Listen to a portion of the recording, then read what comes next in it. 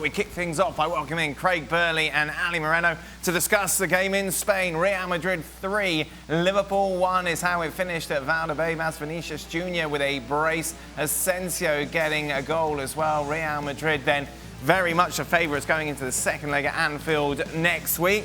Craig, good game this. Real Madrid deserved the win. Yeah, and I always thought they were favourites coming into the game, but I was surprised the way that Liverpool allowed them to dominate in the middle of the park, particularly in that first half. And so Toni Kroos, for those that watched it, was able to pick passes at will. They looked for the early ball in behind quite a lot, particularly over the top of Alexander-Arnold. And that's where they got some joy down that left-hand side. So I think he put Keita in there to get some extra energy, to try and press a little bit because of the legs, or the lack of legs, and Toni Kroos and Luka Modric, who are the wrong side of 30. But that wasn't the case, and so it got better for Liverpool.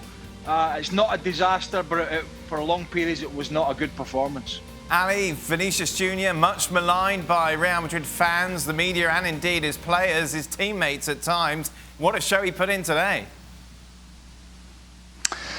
Yes, he did. And I think those of us that have been critical of Vinicius Jr have always pointed out the fact that he's not always effective or efficient with his final decision or his final execution. But the one thing that you can always count on with Vinicius Jr is that he's always a threat. He's always going to look to push that boundary. He's always going to look to get in behind.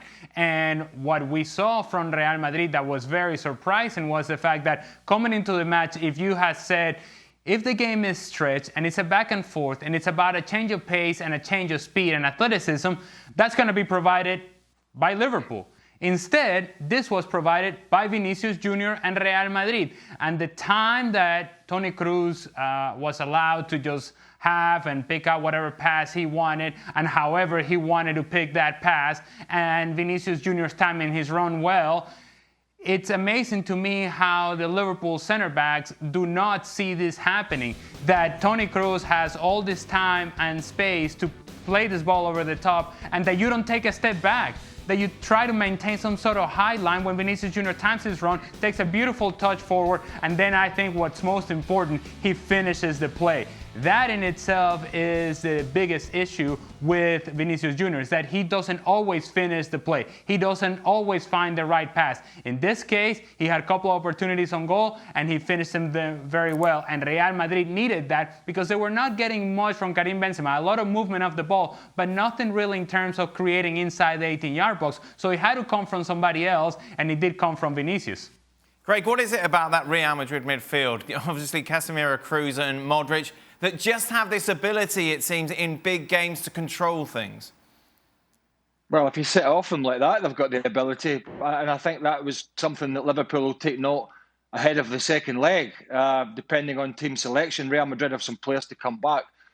We know that, particularly in the defensive aspect of the team. But yeah, look, if you allow, Luka Modric is the only guy that's won the Ballon d'Or outside of Messi and Ronaldo. The guy's a fantastic player. Toni Kroos has been one of the best passers of the ball in European football all his career. If you set off these guys and allow them that type of space, they're going to kill you. They'll hurt you. And so that was the disappointing thing for Liverpool, because you set off quality and they'll pick balls out and they'll pick little spaces. And on the other side of the coin as well, we had Trent Alexander-Arnold, who has had an autopsy in his game recently from everybody in England, it seems, is lacking confidence. I mean, he's not gone unnoticed from him that he's seeing all these headlines. He's listening and hearing about people talking about him. Now, he did have a fine game against Arsenal at the weekend, but I should remind everybody, Arsenal have been hapless, absolutely hapless. This is Real Madrid. They've got quality. And so it was a little bit of Liverpool's own downfall as well. But as I say, if you set off Real Madrid at Anfield, they'll do the same to you. The problem is, I mentioned Alexander-Arnold, you've got Kabak and you've got Phillips. They've done a decent job in there.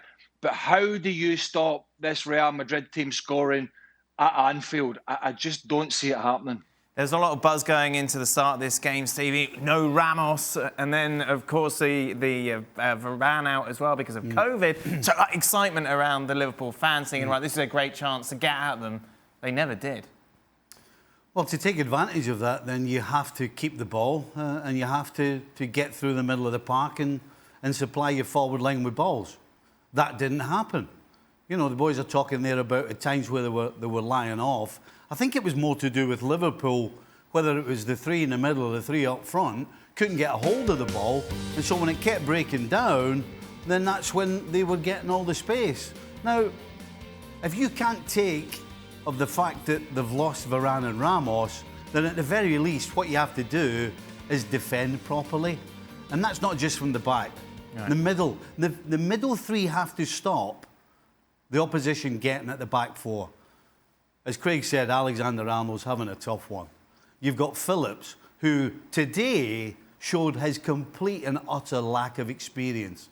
The 2 goals he was involved in are starting positions, and that comes down to experience. And you can't afford to have a player in such an important position who can't get the first basic principle of defending, and that's your starting position right.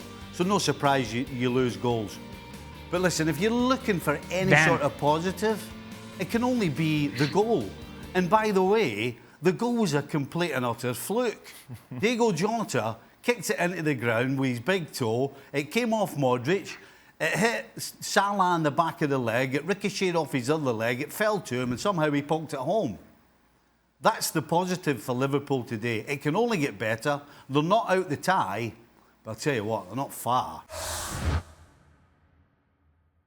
Well, thank you very much for watching ESPN on YouTube. For more sports highlights and analysis, be sure to download the ESPN app. And for live streaming, premium content, and let's not forget as well, ESPN FC 7 days a week. Subscribe to ESPN+.